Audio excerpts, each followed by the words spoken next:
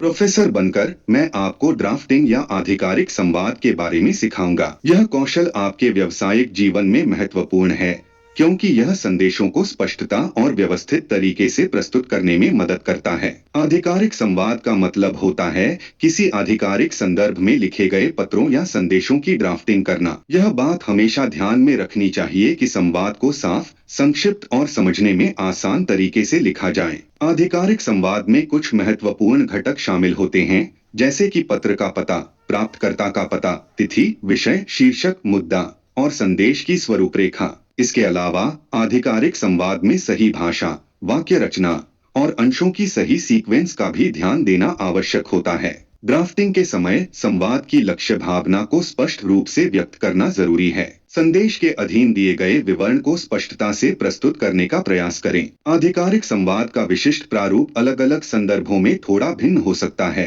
जैसे कि नौकरी के लिए आवेदन पत्र, परामर्श पत्र या शिकायत पत्र। संक्षिप्तता, स्पष्टता और व्यवस्थितता संवाद के विशेष गुण होते हैं, जो कि आपकी ड्राफ्टिंग कौशल के माध्यम से सुनिश्चित की जा सकती हैं। आपके संवाद में यही गुण महत्वपूर्ण होते हैं ताकि आपके व्यावसायिक संवाद का उद्देश्य पूरी तरह से प्राप्त हो सके। ऑफिशियल लेटर्स व्यावसायिक और प्रशासनिक संवाद का महत्वपूर्ण हिस्सा होते हैं और उन्हें स्पष्टता और व्यवस्थित तरीके से लिखना जरूरी होता है।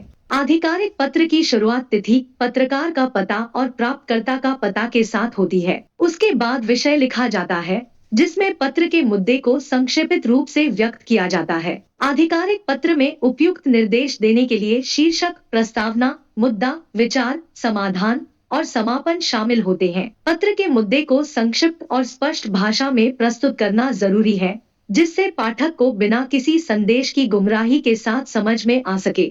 उचित भाषा, वाक्य रचना और विशेष जानकारी के साथ पत्र लिखने का प्रयास करें। आधिकारिक पत्र विभिन्न प्रारूपों में आते हैं, जैसे कि आवेदन पत्र, परामर्श पत्र, प्राधिकृत पत्र आदि। आपके पत्र का प्रारूप आपके संदेश की प्रकृति और प्राप्तकर्ता के संदर्भों पर निर्भर करेगा। आधिकारिक पत्रों में यह महत्वपूर्ण है कि आप संवाद को साफ, संक्षिप्त और व्यवस्थित तरीके से लिखें ताकि आपका संदेश सही रूप से पहुंच सके और समझा जा सके।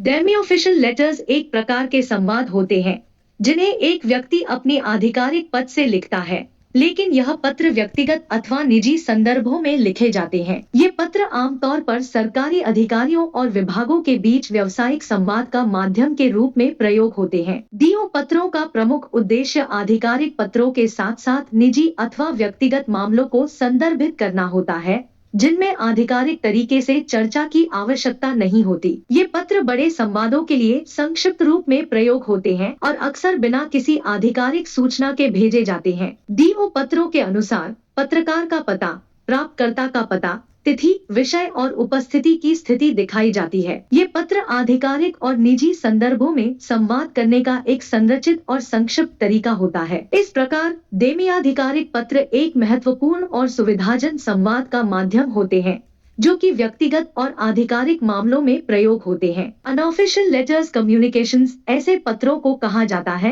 जो किसी व्यक्ति द्वारा उनके व्यक्तिगत या निजी संदर्भों में लिखे जाते हैं और यह संवाद किसी संदर्भ में सामाजिक या व्यावसायिक संबंधों का प्रतिष्ठानित हिस्सा नहीं होता। अनौपचारिक पत्रों का प्रमुख उद्देश्य निजी बातचीत करना, व्यक्तिगत खुशियों या संदेशों को साझा करना होता है। ये पत्र आधिकारिकता और नियमितता के प्रतिपालिका नहीं करते हैं और अक्सर बिना किसी स्ट्रक्चर या प्रारूप के भेजे जाते हैं। अनौपचारिक पत्र के अंश में व्यक्तिगत पता, प्राप्तकर्ता का पता, तिथि, शुरुआती शब्द, मित्रवत, मुद्दा या विषय, उत्तर या समापन शब्द, आपका, प्यार आदि शामिल होते हैं। अनौपचारिक पत्रों का कोई विशिष्ट नियमित प्रारूप नहीं होता है, क्योंकि ये पत्र व्यक्तिगतीकरण और स्वतंत्रता के साथ लिखे जाते हैं। परंतु इन पत्रों में भाषा, व्यक्ति विशेषण और वाक्य रचना का सावधानीपूर्ण प्रयोग करना अत्यंत महत्वपूर्ण होता है ताकि संवाद सही और स्पष्ट रूप में पहुंचे। Anyone has any questions or requires notices about this subject or any other related topics, please feel free to write in the comment box.